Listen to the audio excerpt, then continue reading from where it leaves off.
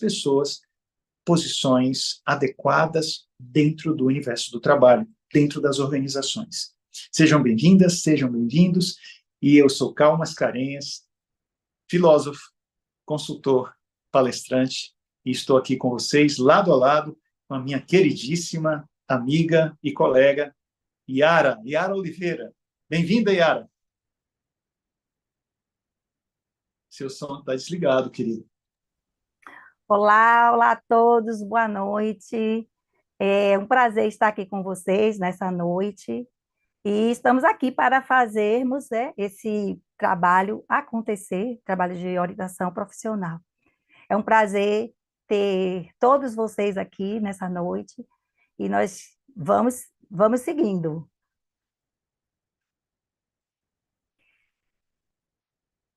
Eu quero me apresentar, né? Fazer a minha autodescrição, porque nós cremos que temos surdos aqui, né?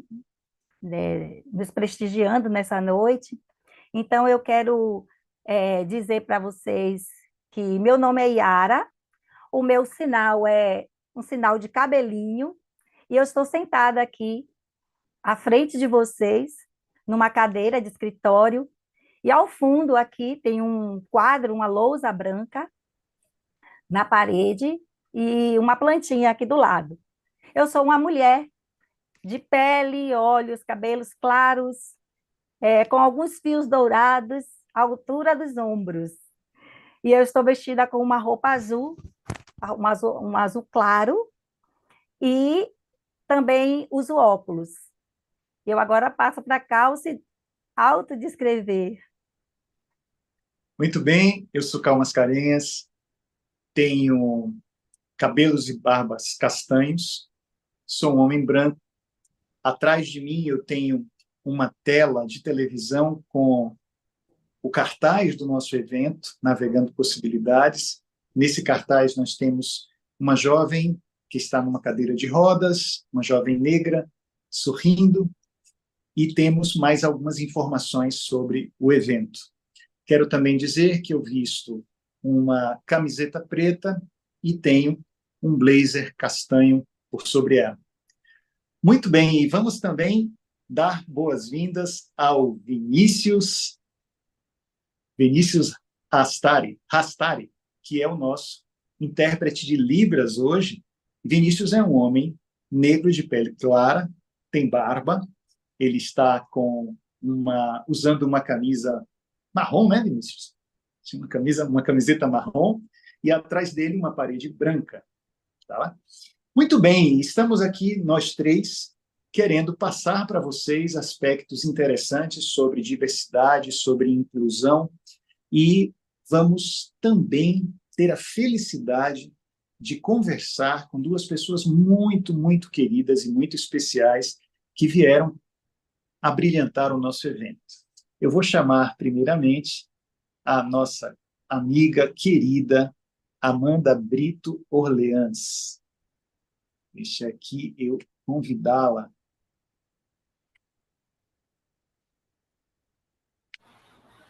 Muito bem, Amandinha, muito bem-vinda.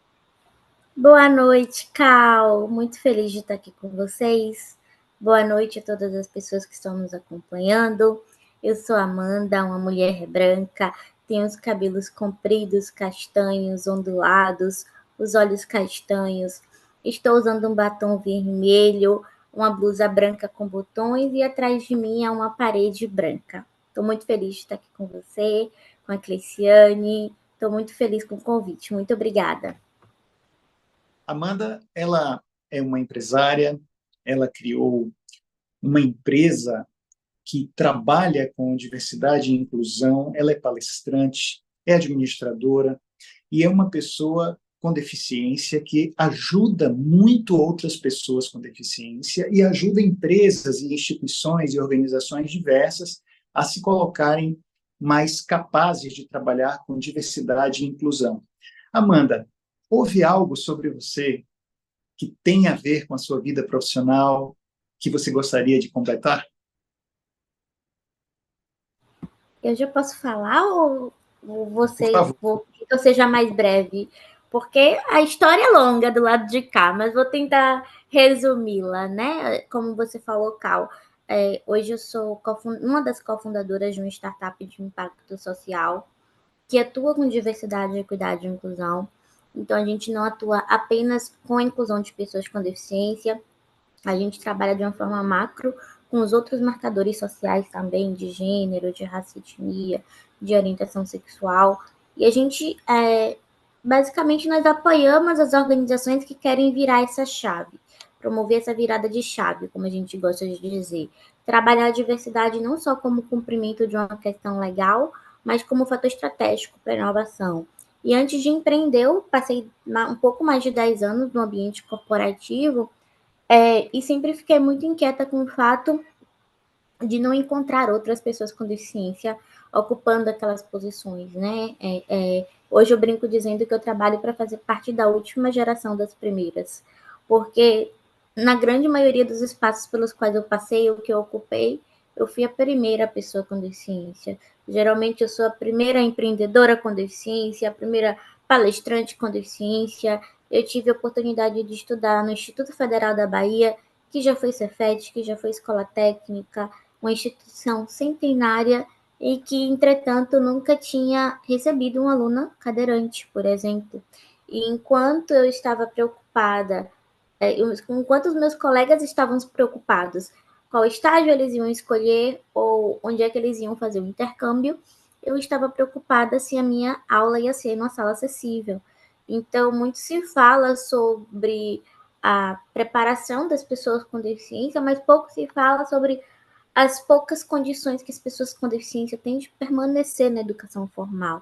Então, quando eu falo muito sobre a minha história, eu tenho muito cuidado de falar que a gente precisa desconstruir essa ideia de meritocracia, né? Porque às vezes a empresa fala que, vem aqui fazer uma palestra para os nossos colaboradores com deficiência, para que eles vejam que quando eles querem, eles podem. Eu falo, gente, vamos dar alguns passos atrás, no meu caso, algumas rodadas atrás, né, na minha cadeira de rodas, porque não é desse ponto que a gente tem que partir.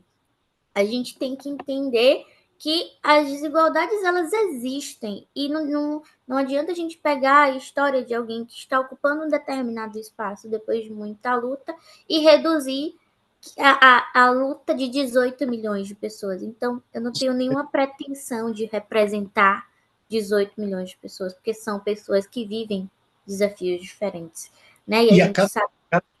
Cada pessoa, Amanda, tem a sua história pessoal e a sua história profissional, e lida com a questão da deficiência de formas diferentes. Mas há uma coisa muito interessante, que é perceber que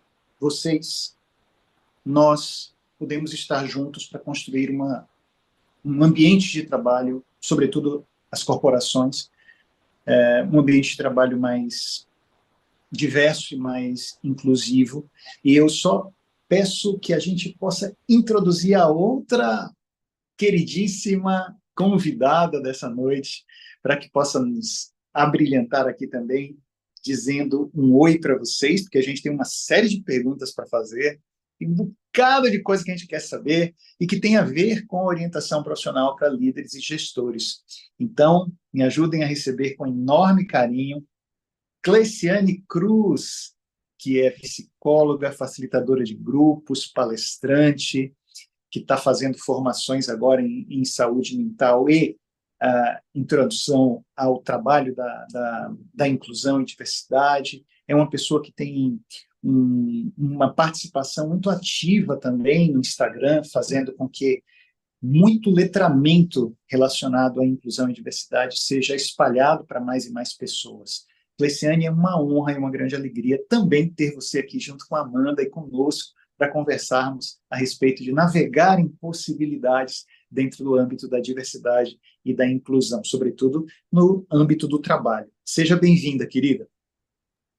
Boa noite, boa noite, boa noite a todas, todas e todos. Primeiramente, gostaria de dizer que é um prazer e uma honra imensa estar aqui, né, nesse espaço, debatendo sobre o tema direitário. A gente sabe, né, Amanda, e atua mais diretamente com as corporações, o universo organizacional, ela deve ter muito mais expertise para falar sobre o quanto que isso ainda carece, essas discussões dentro do ambiente corporativo. Então, é um prazer estar aqui junto com vocês, somando. Me autodescrever, eu sou uma mulher negra de pele clara, tenho cabelos lisos, ondulados, na altura do queixo, estou usando um óculos, e uma blusa de manga comprida ou cinza. Estou sentada na minha cadeira de rodas e ao meu fundo aparece uma parede e uma porta branca. Espero que seja um espaço muito enriquecedor para todos e todas e todos que estão aqui nos assistindo.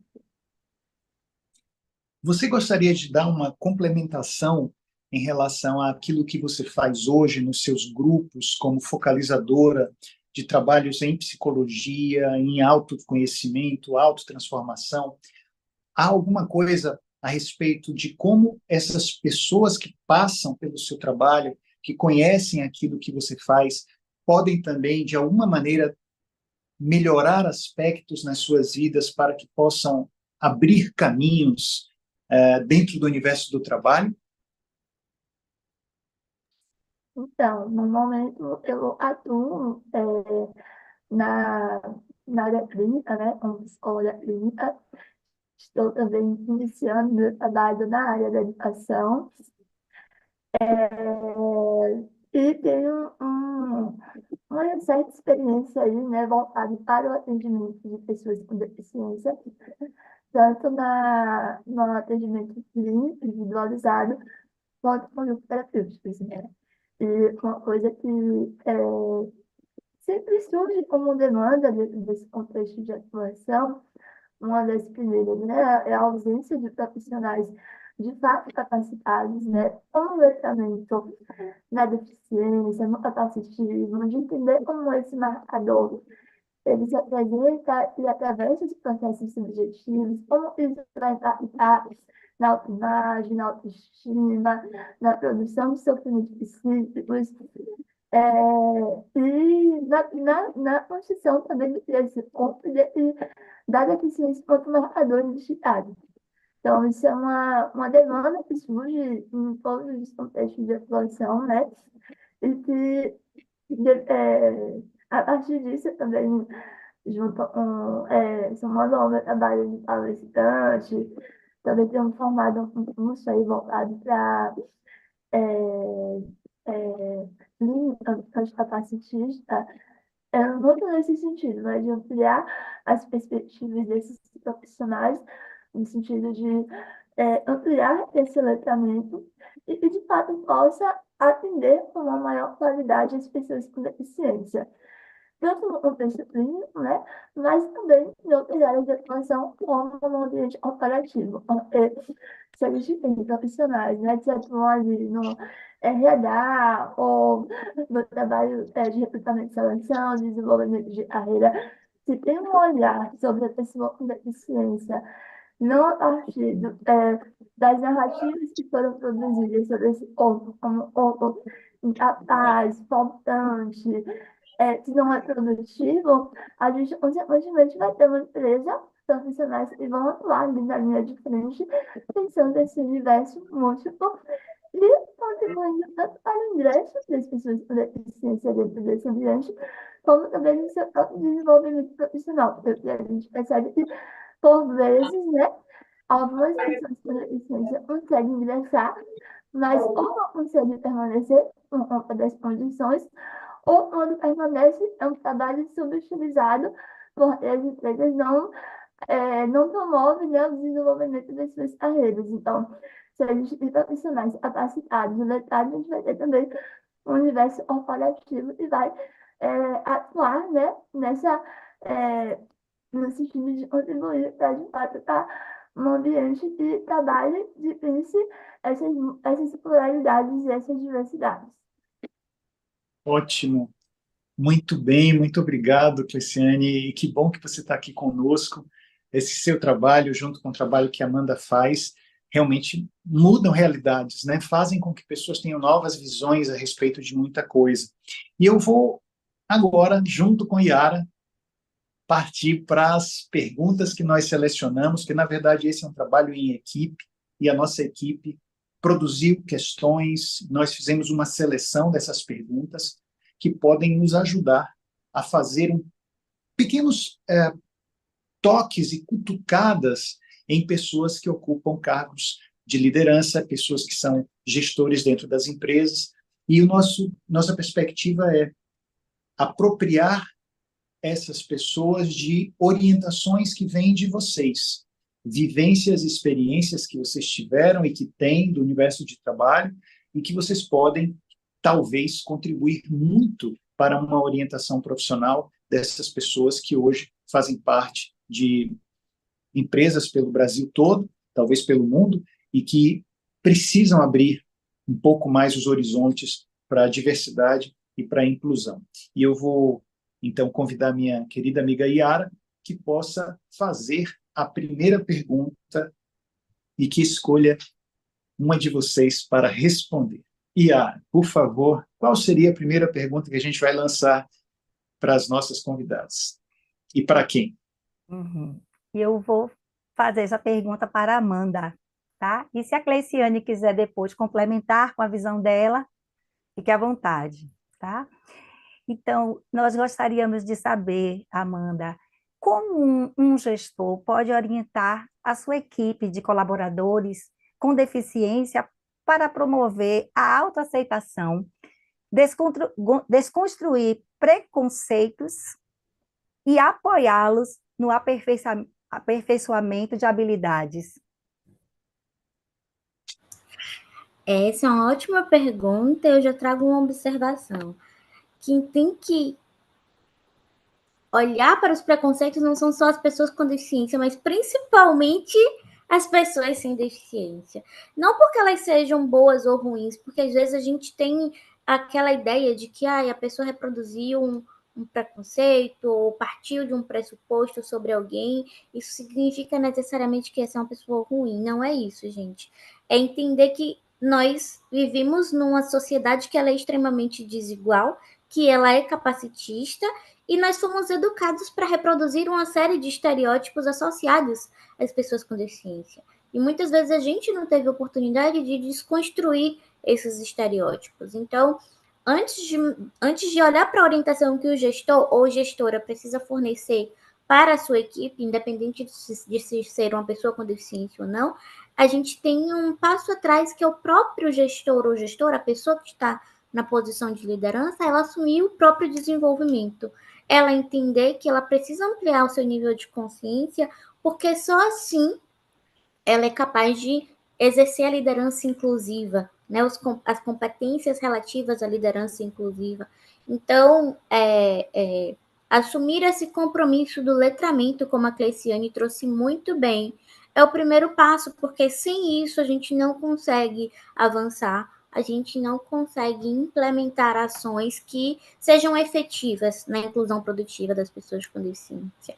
E eu poderia trazer uma fórmula mágica aqui, de dizer, o gestor ele vai seguir esse passo a passo, ou uma receita de bolo, mas o que o gestor ou gestora precisa fazer, o que a pessoa em posição de liderança já faz para uma pessoa sem deficiência. E muitas vezes a gente acha que a gente tem que fazer diferente para a pessoa sem deficiência, para a pessoa com deficiência, né? Mas na verdade o que faltam muitas vezes são as oportunidades para que a gente desenvolva as pessoas com deficiência. Muitas vezes a pessoa que está na posição de liderança, ela tem uma série de crenças e ela não se oportuniza se relacionar verdadeiramente com outra pessoa, né? E aí você traz uma série de desafios para que as pessoas sem deficiência, aí você vai assumir esse projeto, você vai desenvolver essas competências, você vai me substituir nas férias, nas próximas férias, e você desenvolve uma série de ações para pessoas sem deficiência, e aí quando você vai falar da pessoa com deficiência, você nunca conversou verdadeiramente com aquela pessoa para entender quais são as suas potencialidades, onde é que você tem interesse de atuar, quais são os seus desafios, como é que a gente pode, né, te apoiar fornecendo as ferramentas ou o apoio no desenvolvimento profissional que você precisa. Então, muitas vezes a gente adota estratégias de desenvolvimento para as pessoas sem deficiência e a gente não adota para as pessoas com deficiência porque a gente acha que tem que ser diferente. É claro que a gente precisa levar em consideração a deficiência da pessoa, mas a gente precisa entender o conceito de deficiência antes disso. Né? Se a gente for consultar na LBI, na Lei Brasileira de Inclusão, a gente vai encontrar que a deficiência é um impedimento de longo prazo que, em contato com uma ou mais barreiras, pode gerar um impedimento. Então, o que gera pode gerar exclusão, perdão. Então, o que gera a exclusão ou a marginalização da pessoa com deficiência não é o impedimento necessariamente, é o contato do impedimento com a barreira. Então, primeiro ponto é a pessoa na posição de liderança, ela precisa estar comprometida com o próprio desenvolvimento enquanto pessoa com uma posição de liderança. Porque só através desse desenvolvimento, só através do letramento, é que ela consegue exercer a sua liderança inclusiva e ela pode apoiar o desenvolvimento de todas as pessoas na sua equipe, incluindo as pessoas com deficiência. E ela precisa investir em ações de desenvolvimento dessas pessoas com deficiência, considerando que essas pessoas, elas não querem favor. A gente não quer favor. A gente não quer contar uma história bonitinha de superação. Eu não quero, gente, ser super heroína, não. Eu quero dignidade, eu quero uma carreira que faça sentido para mim. Qualquer profissional quer isso. Por que as pessoas com deficiência deveria ser diferente? E muitas vezes a gente tira o mínimo de oportunidades, né? Poxa, às vezes a gente acha que a Amanda não vai poder participar de um projeto. Só porque ela é uma pessoa com deficiência. A gente nem dá a oportunidade de ouvir a Amanda. O que você precisa para participar desse projeto? Quais são as ferramentas que a gente precisa disponibilizar? Quais competências você precisa desenvolver? A gente já parte do pressuposto de alguma coisa, de que a Amanda não consegue. E aí a gente tira a Amanda. E a gente segrega a Amanda. E aí a gente responsabiliza a Amanda, porque a pessoa com deficiência não vai conseguir. Então, tudo começa da gente. E isso também diz respeito às pessoas com deficiência, mas falando sobre as pessoas em posições de liderança, precisa começar da pessoa. Ela precisa entender que ela precisa se letrar, ela precisa se desenvolver para exercer a sua liderança inclusiva, que vai ser bom para todas as pessoas da sua equipe, não só para as pessoas com deficiência. Perfeito, perfeito. Cleciane, você teria alguma coisa para acrescentar, falar sobre isso? Só acrescentando assim, né, isso que, em relação a isso que a Amanda traz, ela foi brilhante nas ações dela, mas só complementando, é sobre todo esse ambiente coletivo, né? Então, por exemplo, ela fala sobre mulheres negras, ela fala sobre o quanto é difícil se existir uma autoaceitação quando aquele indivíduo, ele veio de uma história de rejeição, de exclusão, de desvalorização. Então, vamos traduzir isso para as pessoas com deficiência. Como é que as pessoas a gente vai esperar que essa pessoa com deficiência, esse trabalhador ou laborador, ele parta por si só de um processo de autoaceitação, de entender suas potencialidades, de não internalizar esses preconceitos, quando a própria organização tem uma estrutura organizacional, condições de trabalho que vai excluir, que vai rejeitá-lo, que vai fazer com que ele se sinta capaz de desenvolver as suas competências por melhor que ele possa ser. Se ele não tiver as condições adequadas, possivelmente ele não vai conseguir pegar um bom resultado àquela empresa, né? Então, é muito difícil falar sobre autoaceitação se a gente não pensa nesses termos, se a gente não pensa nesse todo, se a gente não pensa o que é essa organização, como de fato ela vem promovendo todas essas condições, e de qual é esse papel desse líder, como bem a Amanda colocou.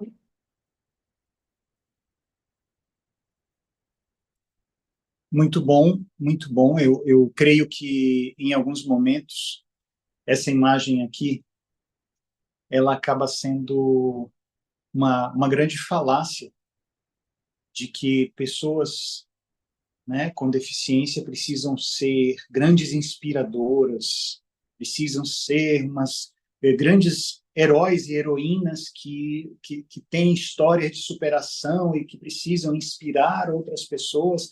É como se exigissem de uma pessoa com deficiência que ela fosse super, que ela fosse maior do que o que ela pode ser, como se isso fosse uma pressão a mais para que ela possa se mostrar no mundo do trabalho com relação àquilo que ela pode oferecer. Então, eu acho, como vocês trouxeram, acho uma, uma opressão, não é nem só uma pressão, é uma opressão que pode surgir com esse tipo de proposta. Você precisa ser muito maior do que o que você é para que você possa fazer aquilo que você deve fazer, aquilo que você está dentro da sua habilidade, da sua capacidade. Eu me sinto, assim, às vezes, muito espantado com qualquer tipo de exigência a um ser humano que ele seja maior do que o que ele é, que ele seja mais do que o que ele pode ser, que ele carregue mais peso do que aquilo que ele pode suportar. Então, vocês trazem na fala de vocês algo que eu acho que pode ser muito importante para o líder organizacional, para o gestor. Não fique querendo que uma pessoa com deficiência seja um super-herói, uma super-heroína. O que vocês acham disso? Clécia, quer ir? Pode ser. Então, né, essa ideia de super-herói, de super-heroína, ela parte justamente de uma crença de que nossas vidas, nossas existências, elas estão numa condição de inferioridade do ser, né? Então, qualquer coisa que façamos necessita de uma força sobrenatural e, portanto, nos tornam super-heróis, né? Para simplesmente viver em sociedade. Mas vermos vídeos motivacionais que nunca a página razões para acreditar. Se ama utilizar imagens de pessoas com deficiência como pessoas inspiradoras, né? E às vezes são imagens de pessoas com deficiência fazendo o que qualquer outra pessoa faria, sabe? Vivendo, saindo da rua, se relacionando, indo, viajando, enfim, né? Fazendo coisas muito básicas. Então, isso parte desse pressuposto de que as nossas vidas, as nossas existências são, por si só, condições inferiores, né? Faltantes, seres faltantes, incapazes. E dentro do ambiente corporativo, passa também essa lógica, né? E aí entra também uma lógica capitalista da produtividade, porque a gente vive nessa lógica de produção, né? E dentro dessa produção é necessário existir um tipo específico de corpo funcional que vai se adequar a uma determinada lógica. Portanto, o corpo com deficiência ele não vai se enquadrar, ele justamente se descarta. E aí, quando você tem uma pessoa com deficiência que entrega resultados, que produz, né, dentro da sua forma, no seu ritmo, isso vai ser visto como uma imagem de um super-herói. Ou então vai ser exigir que a pessoa se adeque às condições de trabalho, por exemplo, sei lá, vamos citar um exemplo básico, né? Uma empresa não tem um banheiro acessível, né? Vai demandar daquela pessoa, de repente, é, conter a sua necessidade básica, né, fisiológica, ou tentar se adequar de alguma forma aquele espaço, aquela arquitetura. Então, isso pode ser visto, né, como uma atitude de super-herói. A pessoa está superando aquela barreira para se manter ali, ou está superando inúmeros obstáculos para entregar o melhor dela, né? E isso vai produzindo vai excesso de sobrecarga nesse trabalhador, nesse colaborador. Então, ele entende que ele precisa se adequar, que ele precisa ser autossuficiente, ele precisa superar todas essas barreiras, mas por maior seu nível de suficiência, muitas das vezes esse ambiente corporativo vai percebê-lo como esse ser que não está no mesmo patamar que os outros colaboradores, né? Então, é até um paradoxo, porque, ao mesmo tempo que, muitas vezes, essa imagem de um super-herói ela é construída, há um paradoxo também que, por maior super-herói que você seja, você nunca vai ser a pessoa suficiente para esse ambiente corporativo, né? Então, há uma dicotomia aí, um paradoxo entre essas duas percepções, e vai impactar também em quem é esse colaborador e no seu desenvolvimento também dentro da empresa, né? Então, é mais um estereótipo que é necessário ser desmistificado, né? Inclusive dentro desse ambiente corporativo. Muito obrigado, Cleci. Amanda, você gostaria de colocar algum ponto sobre essa questão? Você já se viu pressionada a ser uma super-heroína? Eu diria que é quase impossível você ser uma pessoa com deficiência e, em algum grau, não sentir essa pressão, pelo menos em algum momento da sua vida, se não ao longo de toda a sua vida, né? E como a Cristiane já falou, eu falei também sobre os próprios marcadores sociais. A gente já falou sobre isso, mas a gente acabou não trazendo o conceito, né? Que podem ser tanto construções sociais como características que são agrupadas de acordo com as condições que são agrupadas de acordo com as nossas características físicas, de uma maneira bem simplificada. E aí, os principais marcadores sociais são de gênero, de raça e etnia, de orientação sexual, da própria deficiência. E quanto maior o número de marcadores atravessam o corpo, maior a opressão, maior a discriminação, maior a dominação e, muito provavelmente, maior a cobrança da sociedade de que você atenda a esse desejo de que desejo social de que você seja um exemplo, né? É como se você precisasse até negar a sua condição de pessoa com deficiência, porque eu não posso ser uma pessoa com deficiência, eu preciso ser considerada uma pessoa normal, né? E quanto mais perto da normalidade eu performar a minha existência dentro desse padrão da super-heroína que vai contar uma história bonita, e a gente não tem nem direito à mediocridade, no sentido de sermos medianos. Há um monte de gente na sociedade pode, né, ser mediano, tá tudo certo, mas se você disser que uma pessoa ela quer ir ali cumprir o seu papel na organização, performar dentro do que a organização espera, certamente não vai ser o suficiente, porque ela precisa ser 2, 3 vezes melhor do que as outras pessoas para minimamente ser respeitada. E isso é uma violência diária. E a gente precisa falar sobre isso, porque essa é uma das faces do capacitismo. A gente acha que o capacitismo é apenas você chegar e direcionar palavras ofensivas a uma pessoa com deficiência, mas essa cobrança sistemática de que as pessoas com deficiência elas sejam ótimas em tudo que elas fazem e que elas sirvam de exemplo de superação para outras pessoas, isso é muito cruel. Eu tenho visto uma força muito grande das mensagens hiperpositivas, sobretudo para líderes e gestores, no sentido de que eles têm que entregar mais do que eles entregam, fazer mais do que eles fazem, tornar-se pessoas excepcionais e espetaculares. Então, o direito a ser mediano é um direito que praticamente está sendo retirado de nós numa sociedade da performance, numa sociedade do cansaço, como diz o grande filósofo Byung-Chul Han, e que vem muito de uma pressão da hiperpositividade. Pense mais, queira mais, produza mais, entregue mais, e isso acaba também sendo algo que esse gestor vai lançar sobre aqueles que são os seus colaboradores, os seus liderados. E se dentro desse time existe uma pessoa com deficiência, essa pessoa acaba recebendo duplamente essa coisa que é transferida do gestor para ela, seja mais do que qualquer outra pessoa que aqui está.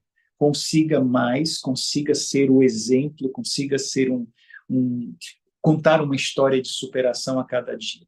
Eu acho isso realmente muito opressivo e muito triste. Ainda vai acontecer e a gente pode dar uma orientação para esses gestores de que, puxa, por que não acaba aí em você? Se você Eleutério Corte não transferir essa ideia que está aí, quase que hegemônica, continue fazendo, se você não permanecer na perpetuação desse tipo de crença, quem sabe as coisas começam a mudar, né? Muito bem, gente. Yara, você tem mais uma pergunta? Vamos variar aqui. Eu fiz muita pergunta, eu sou muito enxerido, gente, muito curioso. Então, Eu tenho, sim, tem. Nós estamos trabalhos,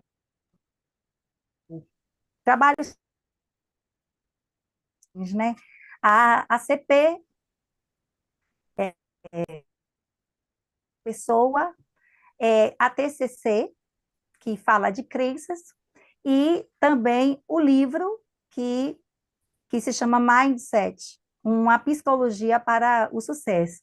E então, nós queremos saber sobre essa questão de uma mentalidade, sobre a mentalidade de crenças e mudanças de modelos de pensamento. Vamos nos apropriar dos conceitos desse livro, de Mindset. A partir das ideias desse livro, há duas formas de funcionar. Um mindset fixo, rígido, e um outro mindset de crescimento, né? Que é aquele que está em constante transformação.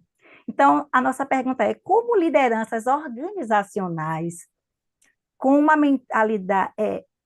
mentalidade flexível pode impactar positivamente a construção de times diversos e inclusivos? Bom, então eu acho que eu vou responder essa primeiro, depois eu passo a bola para a Kessiane, para a gente ir intercalando. Sempre uma começa primeiro e a outra complementa. Uma resposta de uma forma muito simples é liderar pelo exemplo. Porque você pode ter um discurso muito bonito e, na prática, fazer um negócio completamente diferente. E se você lidera pelo exemplo e você entende o seu papel no processo de inclusão, não só das pessoas com deficiência, mas de todas as pessoas, você efetivamente vai estar exercendo o seu papel de líder, de pessoa ocupando uma posição de liderança. Porque às vezes a gente acha que o diferente é só o outro, que a diversidade está no outro, no exótico, naquela pessoa com deficiência que é estranha, né? Assim que a gente chama as pessoas com deficiência, que são, né, aquelas pessoas alheias ao que é o normal. Mas a diversidade está em todos nós. Se a gente for olhar o conceito de diversidade, a gente está olhando para um conceito que diz que é a qualidade do que é diferente. E se um líder não sabe gerenciar a diferença, as diferenças, porque ninguém é igual, será que ele está exercendo efetivamente sua liderança de uma maneira adequada? Então, assumir esse processo de desenvolvimento e de entendimento do seu papel dentro dessa construção, criando um ambiente de confiança, com segurança psicológica para todas as pessoas, a gente vai entender que isso não é só para as pessoas com deficiência. É que nem quando a gente fala de acessibilidade arquitetônica. Às vezes tem empresa que constrói uma rampa e diz que a rampa é da Amanda e o banheiro é da Cleciane. E aí vira o carimbo, né? Você não constrói a rampa, você não promove a acessibilidade para todas as pessoas, é para aquela pessoa. Às vezes a gente transfere essa lógica para o desenvolvimento das lideranças. Vamos preparar o CAL para receber uma pessoa com deficiência, porque a gente acha que a diversidade está só na deficiência ou só no gênero. Mas se a pessoa na posição de liderança, ela não assume esse papel de desenvolvimento, de autodesenvolvimento, entendendo que a diversidade se manifesta de muitas maneiras, não só através dos marcadores sociais, dificilmente a gente vai ter uma organização que seja efetivamente inclusiva. A gente sempre vai pensar em adequações para atender alguém e nunca, né, olhar a gestão estratégica da diversidade, equidade e inclusão, como a gente gosta de falar aqui. Então, o papel do desenvolvimento da liderança, entendendo que a gente precisa se desvencilhar da síndrome da Gabriela, né? Eu nasci assim, eu cresci assim, você sempre assim. E isso serve para todo mundo, para as pessoas sem deficiência, nas posições de liderança, e para as pessoas com deficiência também, porque independente de quais características atravessem os nossos corpos, nós também precisamos ser responsáveis pelas nossas vidas, né? Entendendo o nosso papel nessa construção, entendendo que a gente também precisa contribuir para construir o consenso, não a perspectiva do nós contra eles, mas de todas as pessoas juntos. Como é que eu falo? A gente brinca aqui dizendo como é que a gente fala para os não convertidos? Porque falar para os convertidos é fácil.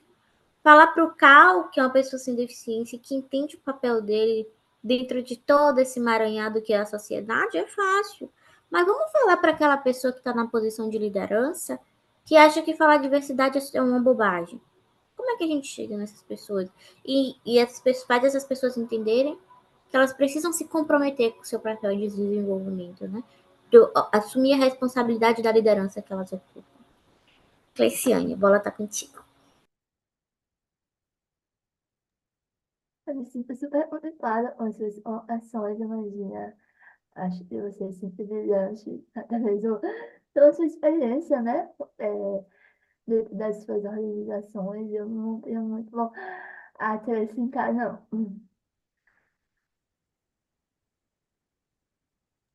É uma ideia que a Yara traz, que eu acho que é muito pertinente e que a gente extrai do livro Mindset, da Carol Dweck, é de que dentro das duas ideias de, vamos imaginar, um gestor com mindset ou modelo mental fixo, ele acredita que aquilo que é a sua convicção é a verdade. Aquilo que ele pensa, aquilo que ele tem como crença é a realidade. Então é muito difícil que essa pessoa tenha uma possibilidade de entender o dinamismo da própria vida, um dinamismo que precisa de diversidade, não que favorece a diversidade como se fosse uma caridade, como se fosse uma coisa de filantropia. Não, isso não se trata de filantropia, não se trata de piedade. Isso é que é muito difícil que uma pessoa que tenha o mindset fixo, que tem essa crença, faça o movimento para começar a tornar o seu mindset um mindset diferente, que é o mindset de crescimento. Uma pessoa que começa a dizer para si mesma, não, a minha crença não é a verdade. Eu preciso ter um pensamento crítico para mudar as minhas convicções com o passar do tempo, a partir do que a vida vai me mostrando. Então, gestores, líderes, pessoas que têm um trabalho mais efetivo com recrutamento, seleção, com treinamento e desenvolvimento de pessoas e que podem olhar pessoas com deficiência com um olhar mais diferenciado. Eu gosto da ideia de que nosso olhar pode mudar quando as nossas crenças mudam. A nossa capacidade de enxergar o mundo, de se deparar com realidades, é diferente quando nós temos lentes diferentes também, para perceber o mundo de uma nova forma. Muito bem. Real, eu tenho uma ação sobre isso, é, sobre a questão, né, das crenças mais fixas e rígidas, pensando nesse ambiente corporativo. A gente se depara com uma questão muito sensível e, obviamente, vai, para além de pensar a inclusão e permanência do colaborador com deficiência, mas dos empregados em geral, né? Quando a gente tem um gestor que parte de uma perspectiva mais rígida, a gente acaba criando um ambiente corporativo violento, opressor, né? A partir de uma ideia de autoridade, porque a ideia dele é a verdade, né? Então, qualquer coisa que possa surgir de diferente ali vai recair sobre ele, colaborador. E aí essa empresa acaba não pensando justamente nessa diversidade que existe dentro da empresa, não pensando nas suas condições de trabalho. E uma coisa é muito comum a gente ver cada vez mais crescendo são os adoecimentos, né? Burnout, depressão, ansiedade. Então, qual é a responsabilidade social que essa empresa está tendo, né? De que forma ela é pensar a permanência e o desenvolvimento desses colaboradores. A lógica da competitividade e da descartabilidade, o que acaba sendo preponderante dentro do universo corporativo é isso, né? Se você não entrega, eu espero, tudo bem, há uma outra pessoa lá fora que vai entregar. Mas quantas mãos de obras nós não estamos perdendo? Quantas potências nós não estamos abrindo mão, justamente por esse ambiente de trabalho, esse líder, esse gestor, tem uma mentalidade, uma forma de exercer o seu trabalho de uma forma mais rígida, sem pensar nas condições necessárias que esse ambiente corporativo precisa ter. Eu costumo dizer que nós, pessoas com deficiência, somos justamente aquele órgão que põe em xeque toda essa estrutura, especialmente a estrutura capitalista, né? Então, é um órgão que faz com que essa norma ela seja questionada. Então, se a gente lida com um gestor, um líder que não está aberto a pensar, obviamente que ele vai descartar as pessoas com deficiência, mas não apenas pessoas com deficiência, como também outros empregadores, e vão continuar mantendo essa lógica social, essa lógica corporativa da descartabilidade, da competitividade, de não se pensar a diversidade, e de produzir mais dano social, né? Porque estamos falando também de um crescimento de sofrimentos e de adoecimentos psíquicos. Eu tenho um trabalho específico com empresas relacionado a feedbacks.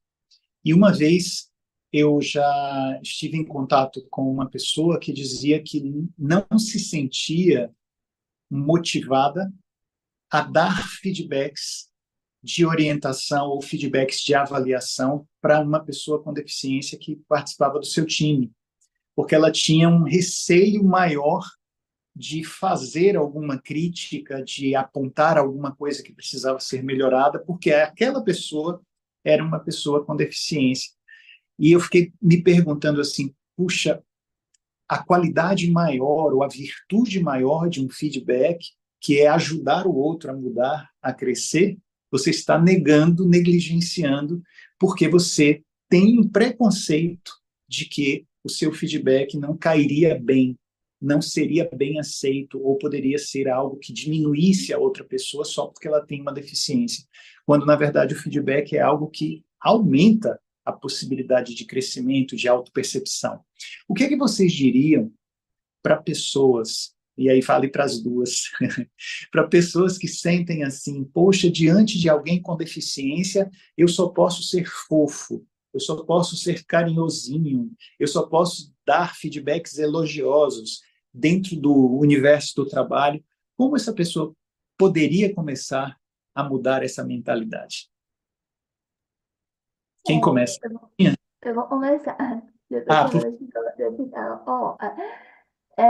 Isso é bem interessante, porque é algo que envolve não apenas o ambiente corporativo, mas as relações com pessoas com deficiência de um modo geral, né? É muito comum as pessoas partirem do princípio de que existe uma forma como se chegar às pessoas com deficiência.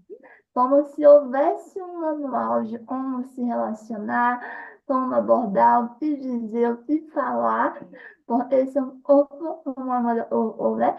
Estranho, estrangeiro, que é frágil também, sensível, né?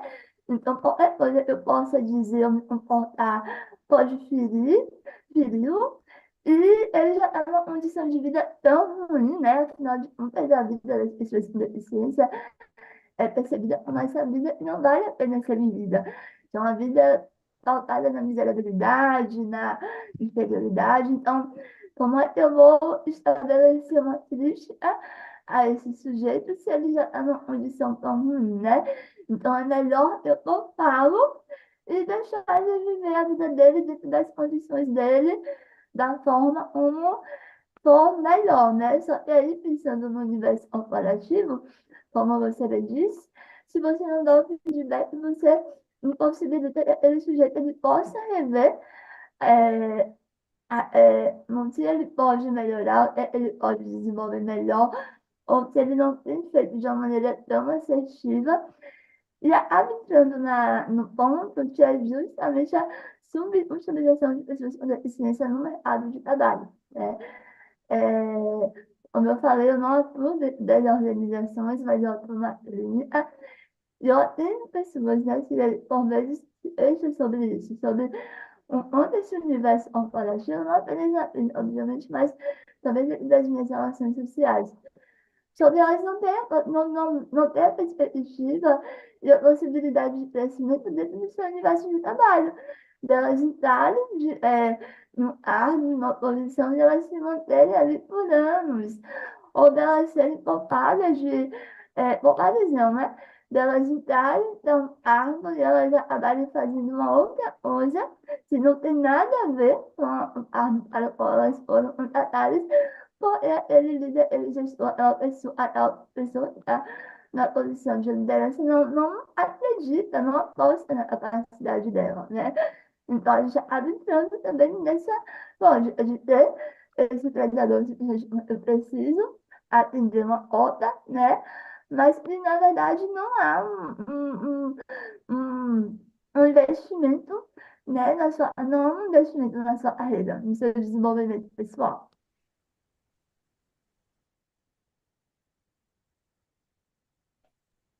Posso Amanda, complementar? Posso? Estava com esperando certeza. aqui você terminar. Vou dar uma sacudida aqui nas nossas reflexões, complementando a fala da Cleice, porque a gente trabalha aqui no Instituto muito, não só com as pessoas sem deficiência, a grande maioria das vezes, mas também com as pessoas com deficiência. E a gente encontra casos, assim, de pessoas com deficiência que passaram por tantas situações de violência ao longo da sua vida, não só física, enfim, violências dos mais variados tipos, que pode acontecer de uma pessoa com deficiência ter comportamentos mais reativos ou até mesmo de vitimização. Ninguém aqui quer negar isso, mas a gente precisa entender de onde isso pode vir, né? Em qual contexto isso está inserido. Então, eu poderia aqui puxar só para o lado da pessoa na posição de liderança, falar sobre o papel dela, mas a gente também precisa falar sobre a realidade que as pessoas com deficiência enfrentam e quais mecanismos de defesa que as pessoas com deficiência podem desenvolver para lidar com essas situações. E muitas vezes esses mecanismos eles não são mais adequados, porque ao invés de aproximar a nossa realidade das pessoas sem deficiência, a gente acaba afastando. Então, a gente não pode generalizar, né? Aí que construir aquela ideia de que, então toda pessoa com deficiência, ela é uma pessoa agressiva, ou ela é uma pessoa reativa, isso não é uma verdade. Mas pode ter casos que as pessoas com deficiência viveram tantas violências ao longo da sua vida que elas vão se defender naturalmente de situações onde ela pode vivenciar aquela violência de novo e ela naturalmente não quer vivenciar aquela violência de novo. E aí a gente tem que fazer um exercício também de trazer a perspectiva do protagonismo da pessoa com deficiência, obviamente que considerando as vivências e, enfim, características que cada um de nós carregamos. Mas nós também precisamos ser responsáveis pelo nosso autoconhecimento, por entender que o que o outro diz ou faz sobre nós não determina quem nós somos. E muitas vezes a gente pode acabar caindo na ideia de que eu fui tão bombardeado ao longo da minha vida de que eu sou isso, que eu, mesmo sem perceber, acredito que sou isso. E eu me fecho para receber feedbacks, isso pode acontecer. Ninguém quer negar isso. E por isso que é tão importante a gente falar também sobre o papel da pessoa com deficiência dentro desse contexto. Quando eu estava conversando com o Carl sobre organização, eu falei muito sobre a metodologia que a gente utiliza aqui olhando para a inclusão de pessoas com deficiência. E a gente trabalha basicamente 3 atores. Um ator é o Estado, que precisa garantir políticas públicas de acesso à educação, de acesso ao emprego e renda, enfim, todos os direitos de qualquer e cidadã. O outro ator é a empresa, são as empresas, as organizações que precisam garantir uma cultura inclusiva, processos justos e equânimes. E o terceiro ator é a própria pessoa com deficiência e a sua família. A pessoa com deficiência, ela também precisa estar comprometida com o próprio desenvolvimento, e a gente é indicado que a gente, é óbvio que é fácil falar, difícil a gente viver, né? Mas da gente fazer um exercício constante realmente é procurar busca profissional, para a gente entender que a gente não é a nossa deficiência, a gente não é todos aqueles estereótipos que as pessoas associam a gente. E para esse gestor, eu diria basicamente que feedback está associado a comportamento observável. Se você fala sobre um comportamento observável, você não está falando sobre a característica da pessoa que é a deficiência. Então, se você fornece as ferramentas adequadas para que aquela atividade aconteça, se você está comprometido com o desenvolvimento daquela pessoa, independente de ser uma pessoa com deficiência ou não, se as condições elas foram oferecidas e o comportamento observável não foi identificado, esse feedback ele pode e deve ser fornecido. O que a gente não pode é usar a deficiência como uma desculpa para não dar feedback, gente. Porque feedback não é achismo. Feedback é comportamento observável. Se eu te dou uma tarefa, uma atividade, eu te dou as ferramentas e as condições necessárias para você entregar o que eu espero e você não entrega, é o papel da liderança dar o feedback porque aquela entrega não foi feita. Agora, se eu dou atividade e não dou as condições, tem algum problema. Se eu não dou atividade e não dou as ferramentas, tem algum problema. Ou se às vezes eu nem dou atividade, porque ainda tem essa história, né? Que a pessoa com deficiência é contratada para fazer nada. E aí o gestor, a gestora quer se eximir, dizer, não vou dar o feedback porque a pessoa vai se ressentir. Será que vai, se você souber dar um feedback adequado? Pode ser que se ressinta, porque existe uma outra pessoa do outro lado que a gente não sabe o que viveu. Mas o seu papel enquanto pessoa em posição de liderança é falar sobre comportamentos observáveis. Se você faz isso com qualquer pessoa liderada, você está fazendo de uma maneira adequada. Feedback é sobre comportamento e não sobre a identidade, né? Perfeito.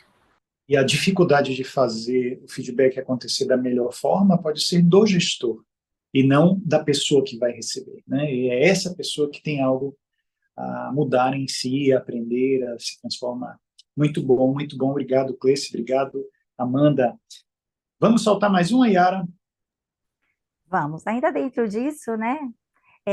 Sobre feedback, e a gente, como a Amanda falou, também depende da outra pessoa que vai dar esse feedback, né? Então, vamos falar sobre esse desenvolvimento pessoal desses gestores também. Então, sobre isso, Amanda, estimulando líderes a cuidarem de si, né?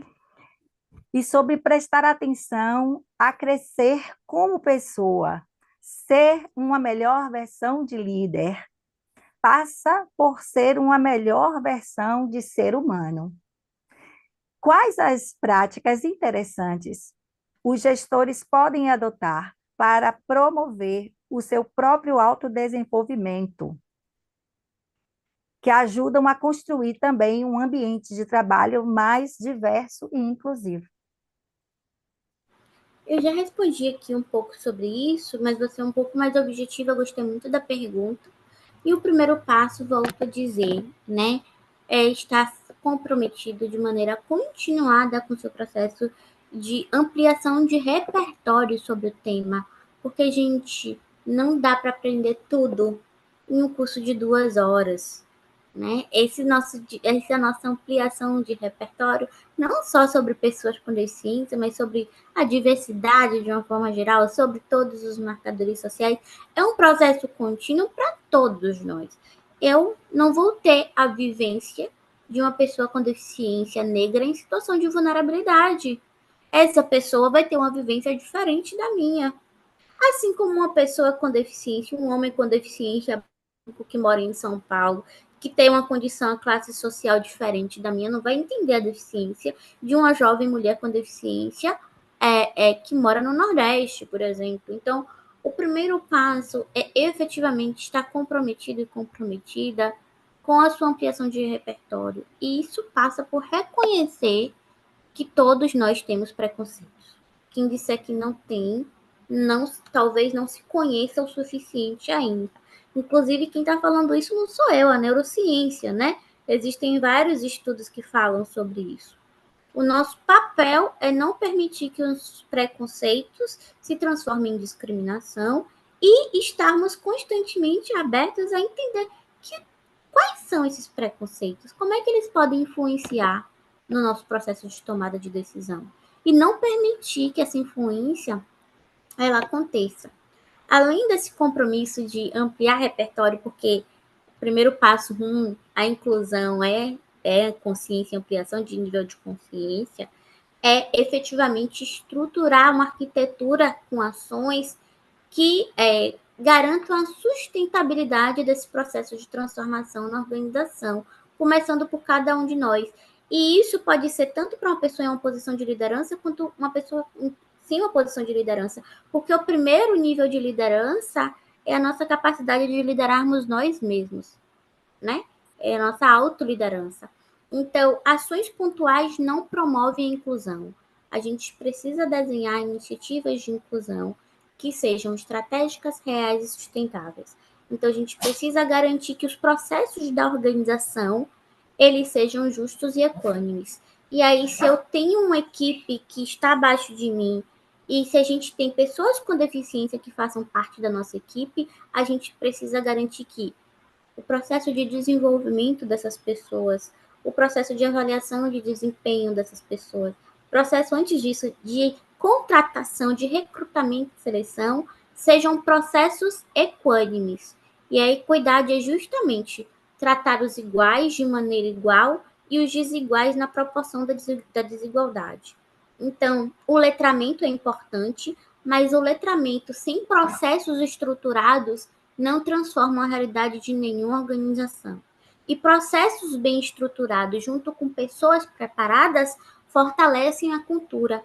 Uma cultura inclusiva que efetivamente cria esse ambiente que é propício para o desempenho de todas as pessoas, que é seguro para todas as pessoas. Então, a gente precisa olhar para esses três pilares, né?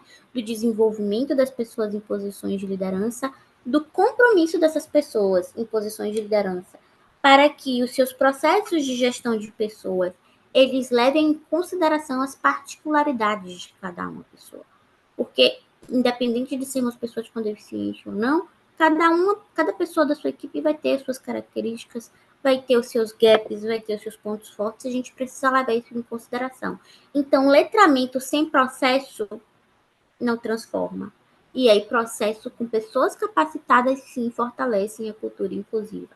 E aí, por isso que entender esse mindset é tão importante, porque às vezes a gente se apega a acreditar que eu não vou transformar o mundo, então tá tudo certo, vou ficar aqui fazendo meu feijão com arroz. E isso não é verdade. A gente não vai construir uma sociedade inclusiva, a gente não vai promover uma luta anticapacitista só com as pessoas com deficiência, perdão.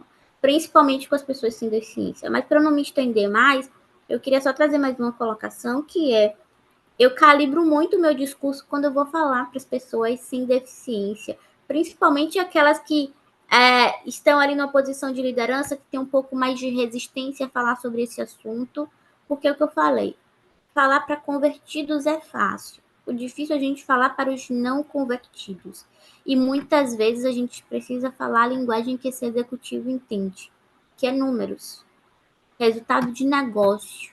Aí, às vezes, as pessoas me questionam, você está trazendo uma lógica capitalista. Tá, então eu não vou trazer uma lógica capitalista e a gente vai continuar jogando confete entre a gente. A gente vai continuar conversando dentro da nossa bolha. E a gente não transforma o mundo conversando dentro da nossa bolha. A gente precisa falar com as pessoas que estão em posições de liderança. A gente precisa trazer esse público para perto da gente, porque só assim que a gente vai efetivamente construir um desenvolvimento econômico sustentável que inclua todas as pessoas. Quando você trouxe, eu vou passar para a Cleice, mas quando você trouxe a fala a respeito dos iguais e dos diferentes, eu me lembrei muito de um pensamento de um intelectual português chamado Boaventura de Souza Santos. E ele fala assim: nós temos o direito de ser iguais quando a nossa diferença nos inferioriza.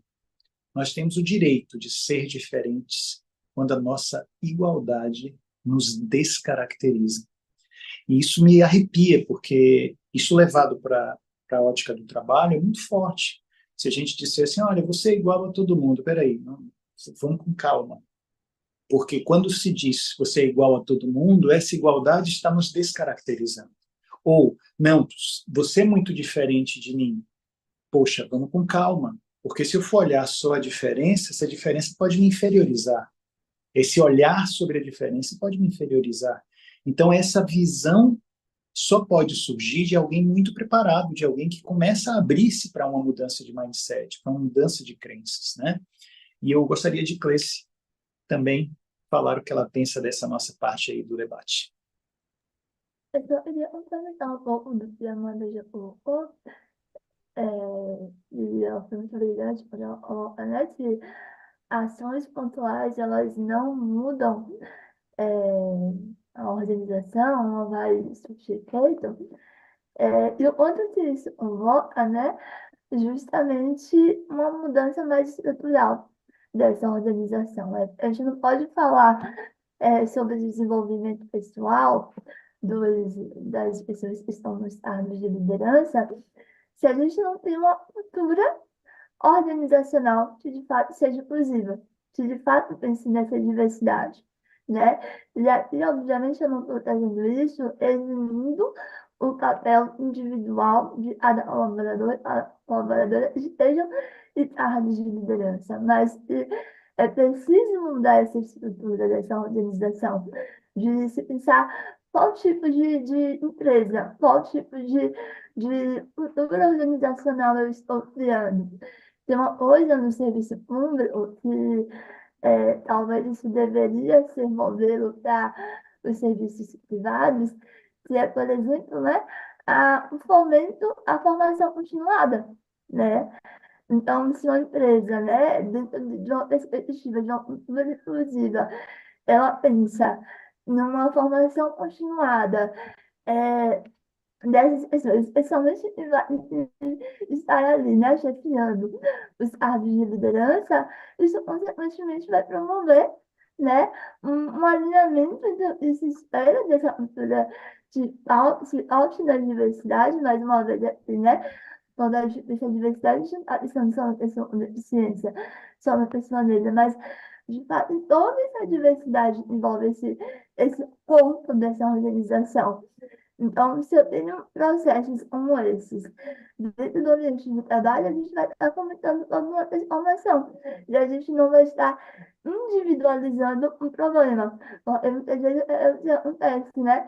É, a gente individualiza uma responsabilidade individual e a gente sabe que mudanças macros, mudanças estruturais, elas não acontecem pela minha mudança apenas, pela mudança da mãe, pela mudança tal, mas a partir de uma mudança da coletividade, a partir de uma política, né?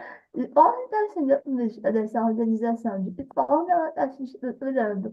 Então, é necessário que essas duas coisas elas estejam alinhadas para que a gente, de fato, pense também, né? Pense não, mas exija de uma forma mais efetiva esse desenvolvimento pessoal desse colaborador.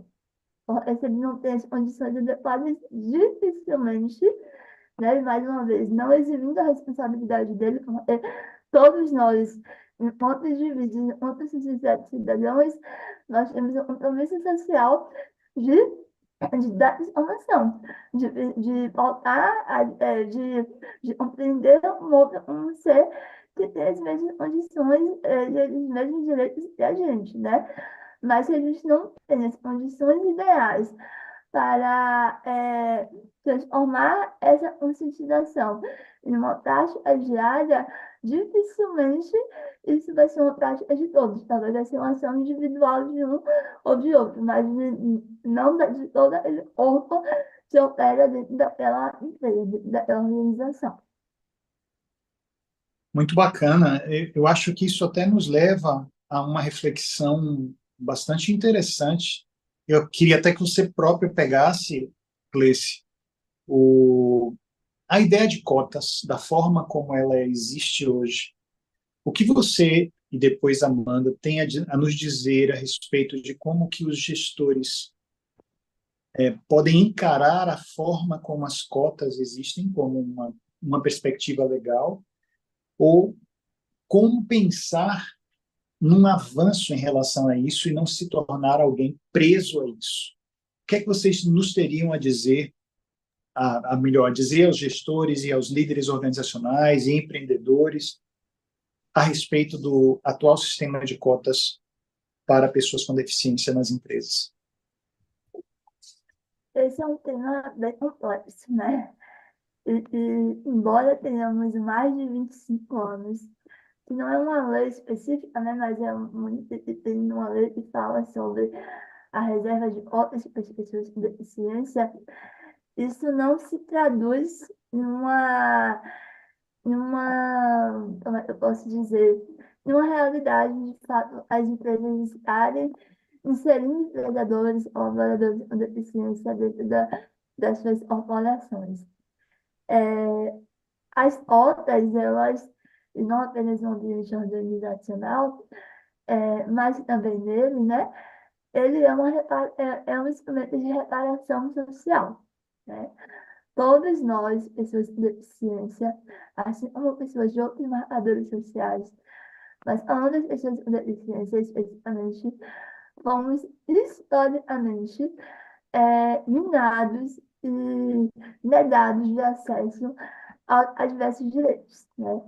E dentre eles, ao trabalho. A gente não vai detalhar sobre isso, mas eu já contei sobre o quanto isso está atrelado a capitalista, produtivista, funcionalista, de que nós não somos corpos produtivos, e vai trazer um resultado para aquela empresa. Mas as outras surge como essa necessidade, né? De reparação, de contribuir para que esse ambiente organizacional ele age também pessoas com deficiência. As pessoas com deficiência tenham o direito ao seu acesso garantido. Porém, o que acontece? É, a, a gente ainda tem uma resistência muito grande das empresas inserirem as pessoas com deficiência dentro do seu universo, por essa lógica de que não vai entregar produtividade, não vai entregar resultado, é um indivíduo que vai apenas trazer mais gastos, mais trabalho para a minha estrutura, para o meu modo de funcionamento.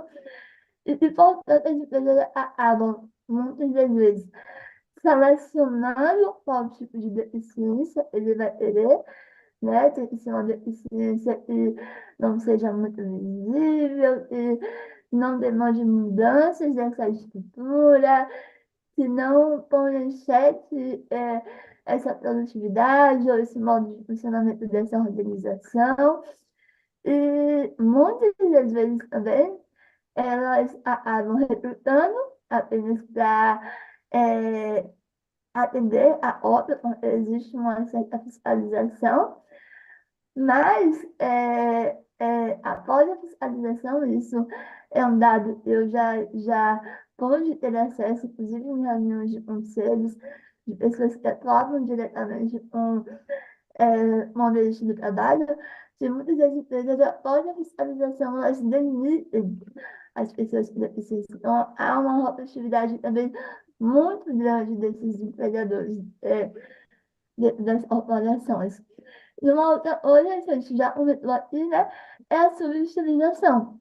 Na medida em que eu vejo esse empregador como colaborador, que ele não vai entregar resultado, eu não vou investir nele. Eu não vou trabalhar para ter um desenvolvimento pessoal de carreira.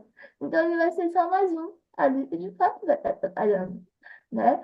Então, é, o que é necessário para que as outras, elas, de fato, elas possam ser não apenas um instrumento de inserção, mas também de permanência, mais uma vez, é a mudança na cultura dessa empresa, a mudança na cultura dessas pessoas que estão ocupando os cargos de liderança, né? Diversas pessoas com deficiência também com capacidades e potencialidades, né? E se elas tiverem as ferramentas e as condições necessárias, elas vão conseguir entregar bons resultados como qualquer outro colaborador. Senão vai ser a condição dela e vai ser determinante para ela ter um sucesso ou um fracasso dentro desse ambiente.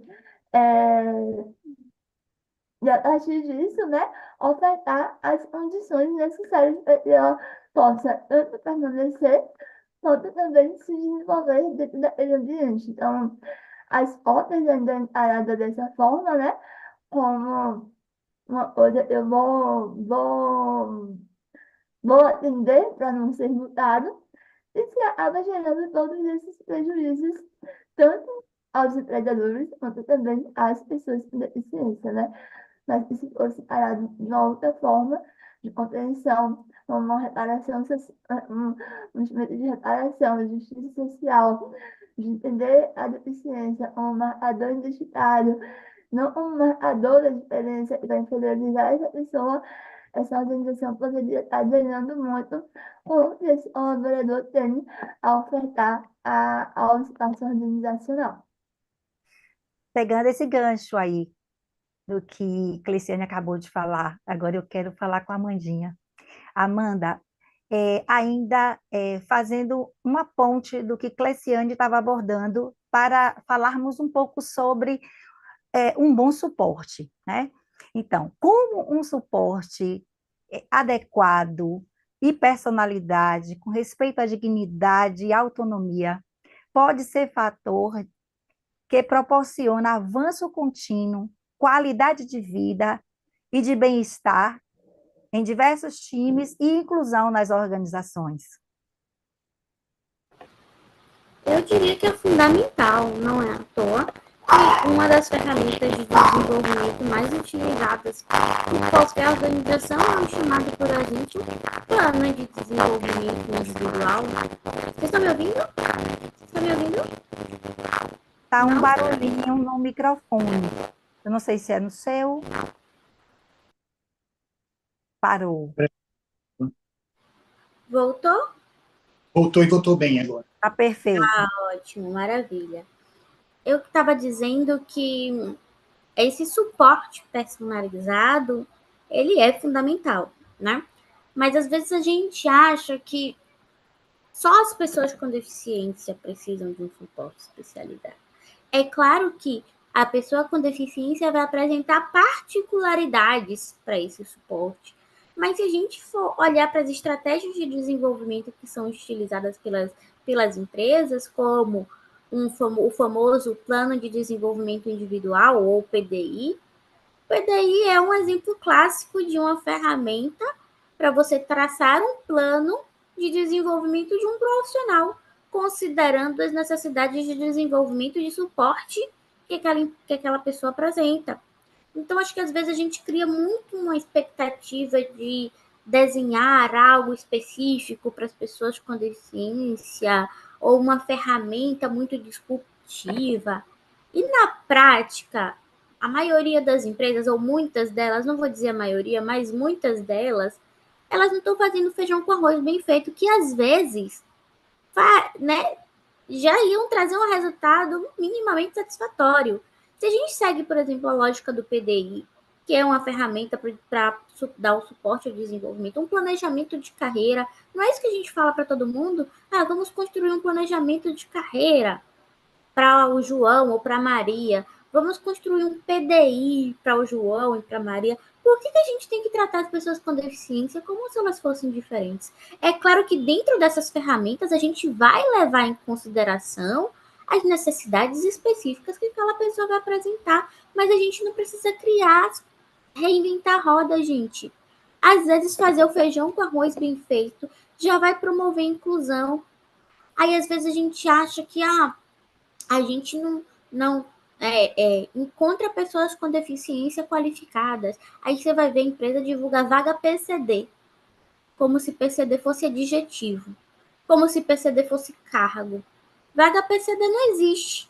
Aí depois vai dizer que não tem gente qualificada no mercado. Aí quando você vai ver o cuidado que a empresa tem para divulgar uma vaga para pessoa com deficiência, é um processo super, né, estruturado, marca empregadora, vamos falar com os trainees que estão lá na melhor universidade do estado da Bahia, de São Paulo, e aí faz um processo seletivo bonito, robusto. Aí quando vai querer contratar pessoa com deficiência, chama a vaga de PCD. O critério, apresentar laudo caracterizador da deficiência.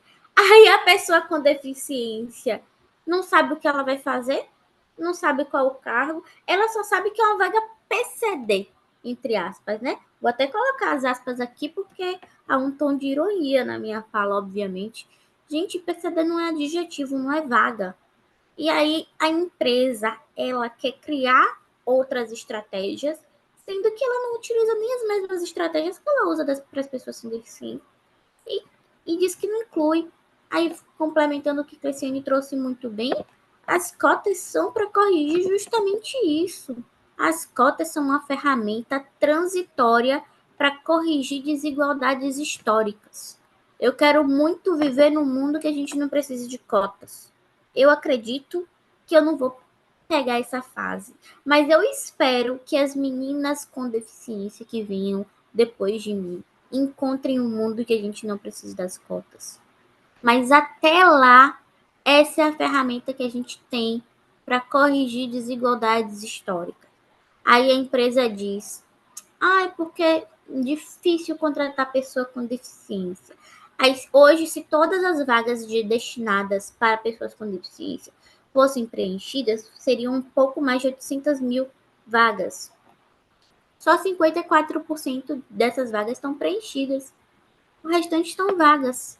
Aí eu pergunto, vocês sabem quantas pessoas com deficiência com ensino superior? Mais de 3 milhões. Dá para cumprir 3 vezes a cota. Onde é que essas pessoas estão, gente? Como é que a gente segue dizendo que a gente não tem pessoas com deficiência qualificadas? E aqui eu não estou dizendo que o processo é fácil. Não existem respostas simples para questões complexas.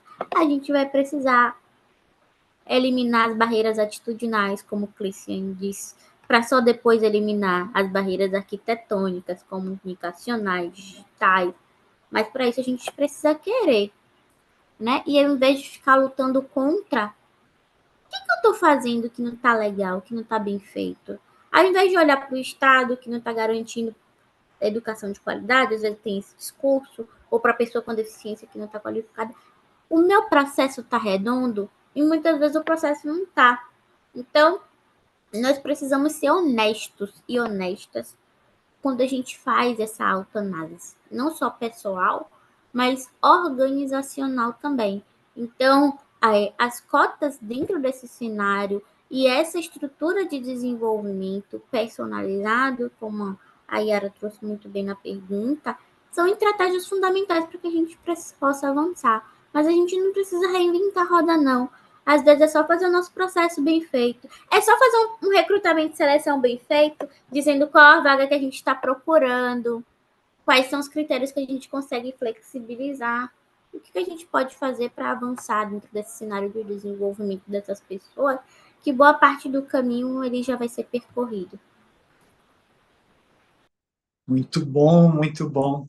Estamos caminhando para o fechamento e eu gostaria também de verificar, enquanto vou pedir até para o pessoal da equipe me ajudar, selecionando algumas perguntas da nossa audiência, né? Verificando se o pessoal da audiência colocou algumas perguntas lá no setor de comentários do YouTube, ou aqui mesmo no Zoom, e aí a gente coleta essas perguntas e repassa para as nossas convidadas. Mas antes disso, eu vou trazer uma ideia que, para mim, ela precisa ser levada mais a sério, sob o ponto de vista filosófico do que é ser humano diante de convivência com outros humanos. Eu penso muito que a orientação amar o próximo já é por demais conhecida. A gente já ouviu isso desde que nasce, porque também tem um suporte religioso que faz com que essa repetição de amar o próximo seja tão batida, tão forte. E eu acho que está na hora de a gente começar a aprender uma outra lição, diferente de amar o próximo, que é amar o distante. Quem é distante de mim na forma de ser? Quem é que não é próximo e é diferente de mim na forma de pensar, na forma de existir? Por que não amar o distante? Por que não amar aquele ou aquela que se mostra distante de quem eu sou ou da minha forma de ser? Que tal começar a abrir espaço para olhar o distante não como alguém que pode ser um espaço vácuo, um espaço vazio de distância, mas sim uma pessoa que pode ter comigo uma ponte. O distante em forma, em jeito, em possibilidades, em condições. O distante é também alguém que pode me ensinar muito. Eu gosto que na filosofia a ideia de como a filosofia nasce, como surge essa coisa de pensar, e eu sou um apaixonado por filosofia, eu adoro a ideia de levar a filosofia também para pensamento empresarial, pensamento corporativo. A filosofia nasce do Tavma. Tavma é o espanto. Então, aquilo que é diferente, espantoso, aquilo que me chama a atenção, me leva a refletir. E é assim que a filosofia nasce. Que maravilha se nós olharmos também os pequenos e os grandes milagres da vida como espantosos. Então, puxa, um ser humano é algo espantoso. Um ser humano é algo tão complexo, tão gigante, que também mereceria de nós um espaço para o pensar. Olha o que esse ser humano pode me trazer. E isso só pode acontecer se nós tivermos, em relação a pessoas com deficiência, contato com pessoas com deficiência. É muito difícil para muita gente conviver com pessoas com deficiência. Nas escolas elas não aparecem, elas não surgem. No trabalho, se elas também não aparecerem, quando e como nós vamos ter contato com esse Dharma, com esse espanto que o novo nos traz e que nos leva a pensar, a refletir e a transformar quem nós somos. Eu passei a ter um aprendizado fabuloso, fabuloso, quando eu, mais ou menos há 20 anos, comecei a conviver com duas pessoas importantíssimas da minha vida, que são pessoas com deficiência. Há mais ou menos 20 anos, um dos meus grandes amigos e irmãos, uma pessoa queridíssima, o Beto, que talvez esteja aqui nos assistindo, por uma situação muito difícil que ele viveu, ele se tornou uma pessoa com deficiência e movimenta quase nada do seu corpo, né? E está há mais de 20 anos, talvez, nessa condição.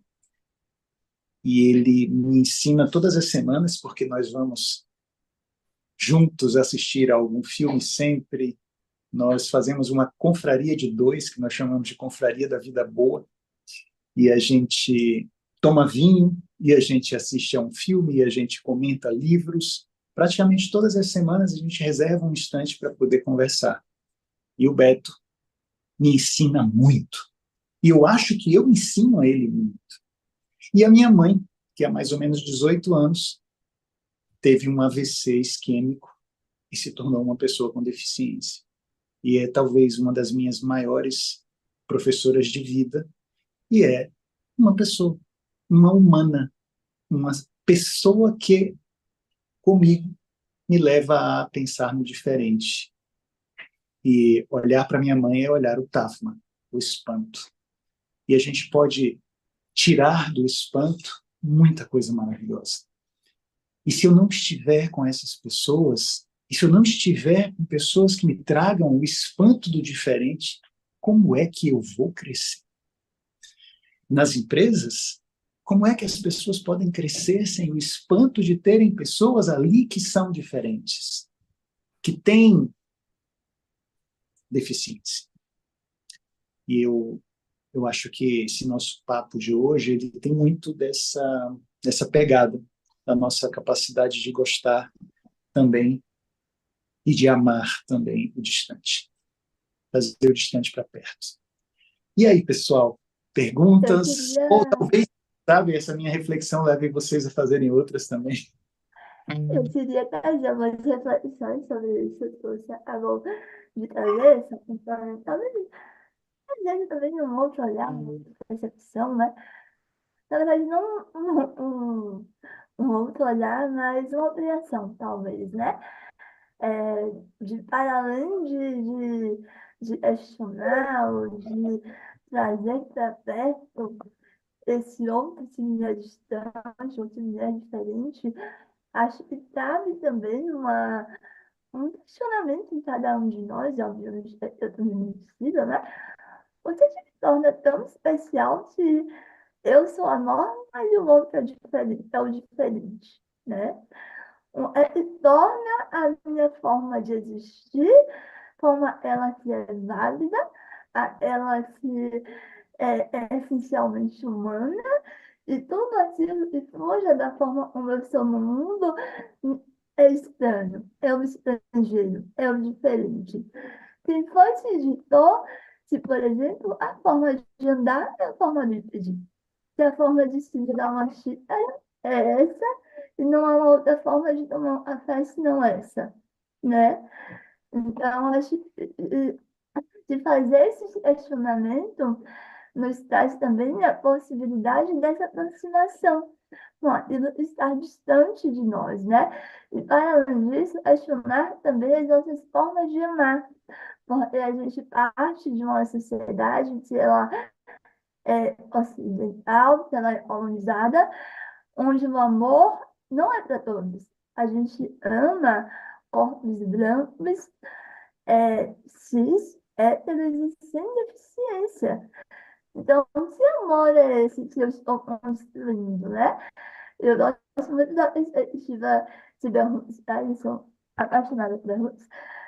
Mas eu gosto muito da perspectiva de amor, ela traz o amor não como um sentimento, né? Porque se a gente parte da ideia de amor como um sentimento, a gente vai estar reproduzindo formas de amar que vai excluir diversas existências. Mas o amor é também uma ação, né?